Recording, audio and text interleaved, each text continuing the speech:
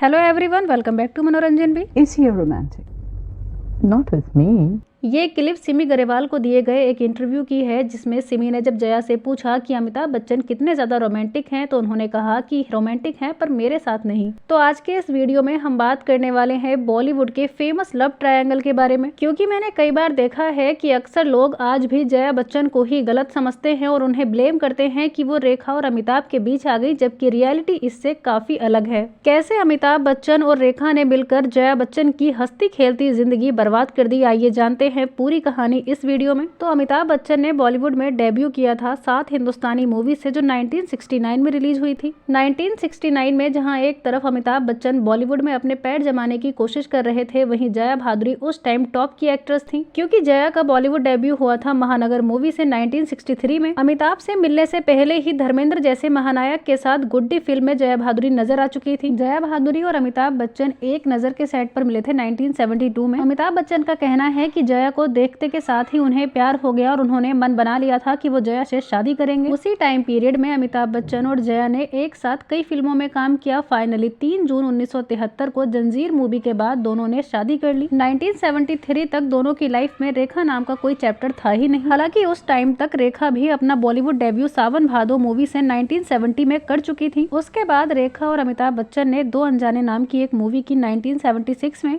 जया बच्चन और अमिताभ बच्चन की लाइफ में रेखा की एंट्री यहीं से हुई। पहली बार अमिताभ बच्चन और रेखा दो अनजाने के सेट पर ही मिले। 1976 में ही दोनों एक दूसरे को डेट करने लगे। इन दोनों के अफेयर की खबरें इतनी ज्यादा फैल गईं कि हर अखबार में इन्हीं के अफेयर की खबरें छपती थीं। जहां एक तरफ जया बच्चन अपना फिल्मी करियर और अपने सपने सभी कुछ तोड़कर अपनी फैमिली को संभाल रही थी, वहीं अमिताभ बच्चन रेखा के साथ अफेयर कर रहे थे। एक इंटरव्यू में बात करते वक्त जया बच्चन ने बताया कि जिस वक्त सभी अखबारों में रेखा और अमिताभ के अफेयर की खबरें छप रही थी, उस वक्त अमिताभ बच्चन 5-5 दिन तक घर नहीं आते थे। जया ने बताया कि जरा सोचकर देखिए, जिसके लिए आपने अपने सारे सपने एक तरफ छोड़ दिए हो, वही अगर आपसे प्यार ना करे तो आपको कैसा महसूस होगा। अमिताभ ने अपनी बीवी बच्चों की फिक्र ना करते हुए रेखा से अपना अफेयर जारी रखा। जहां एक तरफ जया बच्चन अपने पति की हरकतों से बुरी तरह से टूट गई थी, वहीं ऑन स्क्रीन रेखा और अमिताभ की जोड़ी को इतना ज्यादा पसंद किया जाने लगा कि प्रोड्यूसर और डायरेक्टर्स की लाइन लगी रहती थी दोनों को एक साथ कास्ट करने के लिए। कई खबरों में तो यहाँ तक आता है कि अमिताभ बच्चन ने चोरी छिपे रेखा से शादी भी कर ली थी। 1984 में एक इंटरव्यू में जब रेखा से ये पूछा गया कि उन्होंने जया को कितना ज्यादा हर्ट किया है, क्या उन्हें इस बात का एहसास है, तो जानते हैं इस बात का जवाब रेखा ने क्या दिया था। रेखा ने कहा था, no one care what if I have to say I am the other woman ना। सिर्फ इतना ही नहीं, बल्कि एक इंटरव्यू में तो रेखा ने जया बच्चन को बेचारी तक कह दिया था। एक बार जया बच्चन ने कहा था कि आप सोचकर देखिए कैसा महसूस होता होगा कि जिस छत के नीचे आप जिसके साथ रह रहे हैं, दरअसल वो आपका है भी नहीं, वो किसी और से प्यार करता है। और ये बातें सुनी सुनाई नहीं है, बल्कि एक इंटरव्यू में तो खुद रेखा ने कहा कि जब मुकद्दर का सिकंदर की स्क्रीनिंग अमिताभ बच्चन के घर पर हो रही थी, तब रेखा और जया एक साथ बैठी थी और अमिताभ बच्चन बाकी सभी के साथ पीछे बैठे थे। तब रेखा की नजर अचानक जया बच्चन पर गई। रेखा उस इंटरव्यू में बताती हैं कि मुकद्दर का सिकंदर में जो लव सीन्स अमिताभ बच्चन और उनके बीच हुए थे, वो देखकर जया बच्चन रो रही थी, जिसको देखकर रेखा को यह एहसास हुआ कि वो कितना ज्यादा गलत कर रही हैं। उसके बाद यश चोपड़ा ने सिलसिला मूवी ऑफर की, जिसमें जया बच्चन, रेखा और अमिताभ तीनों ही थे। सिलसिला वो लास्ट मूवी थी जिसमें अमिताभ बच्चन और रेखा ने एक साथ काम किया था। हालांकि इस मूवी के लिए जया बच्चन को मनाना यश चोपड़ा के लिए काफी मुश्किल भरा था। हालांकि ऐसा नहीं है कि सारी गलती रेखा की ही रही हो, क्योंकि जब अमिताभ बच्चन खुद शादीशुदा हैं और उनके 2 बच्चे हैं, तो ये तो उन्हें भी सोचना चाहिए था कि उनके पीछे एक परिवार है। इस ट्रायंगल में जितनी गलती रेखा की है, उससे कहीं ज्यादा अमिताभ की। लेकिन अगर कोई निर्दोष है तो वो है जया बच्चन,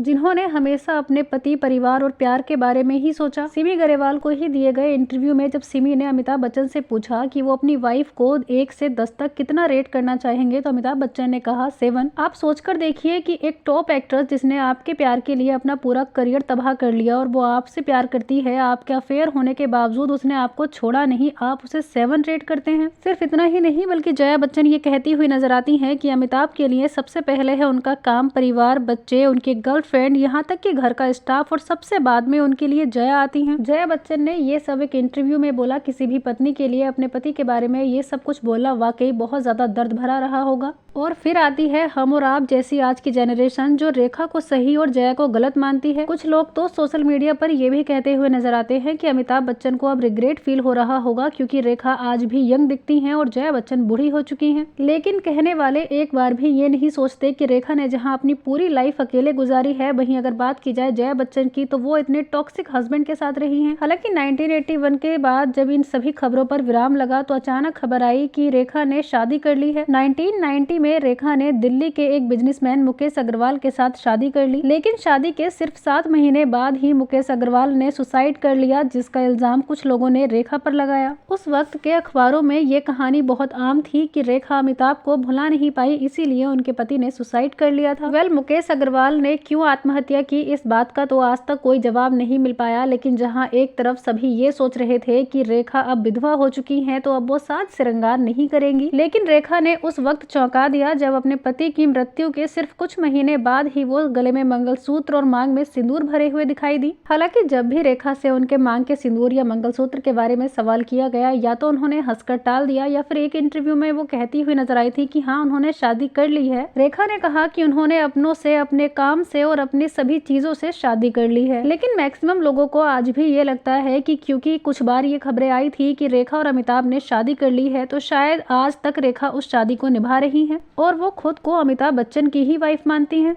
सोचने वाली बात यह है कि आज जब किसी भी इंटरव्यू या फिर किसी रियलिटी शो में रेखा जाती हैं और वो अमिताभ बच्चन के बारे में कुछ ना कुछ हिंट देती रहती हैं तो सभी ऐसे खुश होते हैं जैसे वो कोई बहुत अच्छा काम कर रही हो। अमिताभ बच्चन को जब कोई भी अवार्ड दिया जाता है तो कैमरा का फोकस रेखा पर होता है और रेखा के भी हाव भाव ऐसे होते हैं कि मानो जया से ज्यादा खुश रेखा लग रही हूँ। कई बॉलीवुड स्टार्स के साथ ऐसा होता है कि अक्सर मूवी की शूटिंग के दौरान दोनों एक दूसरे के करीब आ जाते हैं या फिर उनके अफेयर की खबरें काफी ज्यादा वायरल हो जाती हैं। हालांकि अगर ये बात मान भी ली जाए कि रेखा का प्यार अमिताभ के लिए बिल्कुल सच्चा था, फिर भी किसी भी कीमत पर ये एक्सेप्ट करना काफी मुश्किल है कि रेखा खुद एक औरत होकर दूसरी औरत का दर्द समझ नहीं पा रही है। ये माना जा सकता है कि प्यार कभी खत्म नहीं होता, लेकिन फिर भी जिस तरह से बिहेवियर रेखा का फिलहाल कुछ सालों से है उसे टॉक्सिक ही कहा जा सकता है। रेखा की इन हरकतों से जया को आज भी तकलीफ तो जरूर पहुंचती होगी। 1976 से लेकर 2024 तक इन दोनों की लव स्टोरी की बहुत सी कहानियां सामने आई हैं। फिलहाल तो रेखा के फैंस बस उनसे यही कह सकते हैं कि उनके फैंस उन्हें बहुत ज्यादा प्यार करते हैं, उनकी एक्टिंग बहुत अच्छी है, उनके जैसी एक्ट्रेस वाकई में कोई दूसरी नहीं हो सकती। लेकिन अब वो ये क्रिंज और टॉक्सिक हरकतें करना बंद कर दें। रेखा के फैंस ये अच्छी तरह से समझते हैं कि रेखा अमिताभ बच्चन को बहुत ज्यादा प्यार करती हैं, लेकिन सिचुएशन को देखते हुए उन्हें अब संभल जाना चाहिए और इस तरह की हरकतें बंद कर देनी चाहिए। रेखा एक लेजेंडरी एक्ट्रेस हैं, उनके काम और उनकी एक्टिंग की सभी सराहना करते हैं,